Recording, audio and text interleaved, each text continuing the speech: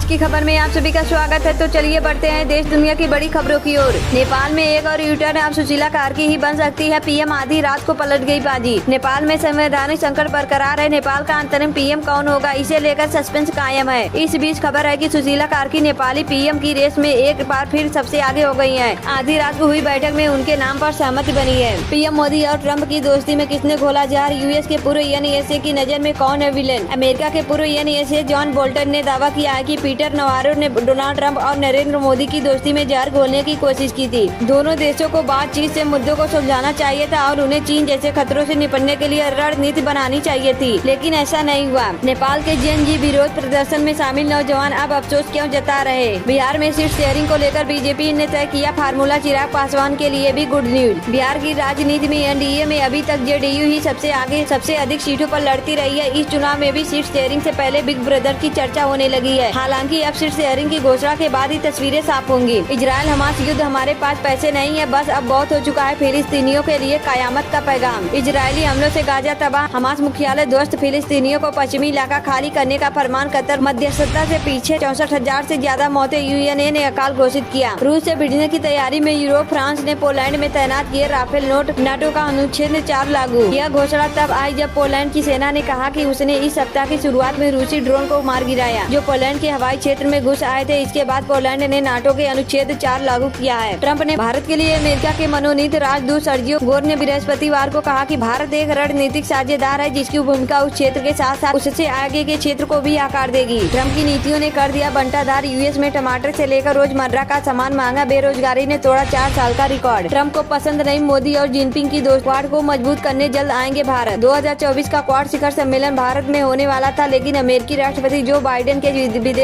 के विदेश यात्रा में असमर्थ रहने और चुनावी व्यस्तताओं के चलते इसे अमेरिका शिफ्ट किया गया था। भारत महान देश है, ट्रंप बोले। मोदी मेरे बहुत अच्छे दोस्त है, अमेरिका जारी रखेगा व्यापार वार्ता। ट्रंप की यह टिप्पणी इसलिए अहम मानी जा रही है क्योंकि हाल के महीनों में उन्होंने भारत पर तीखे हमले किए थे। कभी उन्होंने कहा है कि अमेरिका ने भारत और रूस को चीन के हाथों खो दिया। योगी के मंत्री ने रोका था राहुल गांधी का काफिला, बेटे हाथ मिलाते नजर आया। रायबरेली दौरे पर जिस योगी सरकार में मंत्री दिनेश प्रताप सिंह ने राहुल गांधी का काफिला रोका था, उसी मंत्री का बेटा दिशा की बैठक के दौरान राहुल गांधी से हाथ मिलाते हुए दिखा। काठमांडू हिंसा में गाजियाबाद की महिला ने गंवाई जान, रस्सी के नीचे उतरते वक्त छूटा पति का हाथ। काठमांडू में हुई हिंसक घटनाओं के दौरान एक होटल में लगी आग में गाजियाबाद की एक महिला की मौत हो गई। बताया जा रहा है कि महिला आग से जान बचाने के लिए रस्सी के सहारे नीचे उतर रही थी, तभी उसका हाथ छूट गया और वह नीचे गिर गई, जिससे उसकी मौत हो गई। राहुल गांधी और योगी के मंत्री के बीच जमकर हुई बात, जाने मीटिंग में क्यों भड़क गए दिनेश प्रताप सिंह। रायबरेली में मीटिंग के दौरान राहुल गांधी और दिनेश प्रताप सिंह भिड़ गए। इस दौरान दोनों नेताओं के बीच जबरदस्त बहस हुई। अमेठी के सांसद एकल शर्मा भी इसी दौरान मौजूद रहे। मॉरिशस से लोकल करेंसी में होगा व्यापार, काशी में शिखर बैठक के बाद बोले पीएम मोदी। वाराणसी में गुरुवार को मॉरिशस के प्रधानमंत्री नवीन चंद्र रामगुलाम और पीएम मोदी के बीच द्विपक्षीय शिखर वार्ता हुई। इसके बाद आयोजित प्रेस मीट में पीएम मोदी ने कहा कि सुरक्षित, स्थिर और समृद्ध हिंद महासागर हमारी साझा प्राथमिकता है। इजरायल के कहर से कांपे 6 मुस्लिम देश। कतर के यमन तक 72 घंटे तक बरसी मिसाइलें देखती रह गई दुनिया। फिर मानसून दिखाएगा तांडव। 15 और 16 सितंबर को होगी तूफानी बारिश, चेतावनी जारी। ट्रंप के करीबी चार्ली किर्क की हत्या में इस्तेमाल राइफल बरामद। FBI ने कहा हमलावर की तलाश जारी है। अमेरिकी राष्ट्रपति डोनाल्ड ट्रंप के करीबी चार्ल्स किर्क की हत्या में प्रयुक्त बोल्ट एक्शन राइफल जांच एजेंसी ने बरामद कर ली है। FBI ने इसकी पुष्टि करते हुए कहा है कि हमलावर की तलाश जारी की जा रही है। अमेरिका में भारतीय मूल के शख्स की बेरहमी से हत्या, पत्नी और बेटे के सामने कुल्हाड़ी से काटी गर्दन। छत्तीसगढ़ में सुरक्षा बलों को मिली बड़ी सफलता, 1 करोड़ का इनामी समेत 10 नक्सली ढेर। गृह मंत्री अमित शाह ने दोहराया संकल्प। हिमाचल प्रदेश में आपदा से भारी नुकसान हुआ है। सुक्खू सरकार केंद्र से ज्यादा मदद चाहती है। पीएम मोदी ने 15,000 करोड़ देने का ऐलान किया। मुकेश अग्निहोत्री ने आभार जताया है। पहले यूरोप से कहा 100% भारत और चीन पर लगाए, अब अमेरिका ने एक और ऐलान किया है। चीन और भारत पर हाई टैरिफ लगाए क्योंकि ये देश रूस से तेल खरीद रहे हैं। अमेरिका का मानना है कि रूसी तेल की बिक्री से रूस को ज्यादा फंड मिलता है, जिससे वह यूक्रेन युद्ध को लंबा खींच सकता है। भारत पाक मैच से पहले शाहिद अफरीदी का जहरीला बयान। एशिया कप 2025 में होने वाले भारत पाकिस्तान मैच से पहले शाहिद अफरीदी ने जहरीला बयान दिया है। उन्होंने कहा है कि भारत में खिलाड़ियों को घर जलाने की धमकी मिलती है। खेलगांव चौक में दर्दनाक सड़क हादसा, स्कूटी सवार युवती को स्कूल बस ने कुचला, दर्दनाक मौत।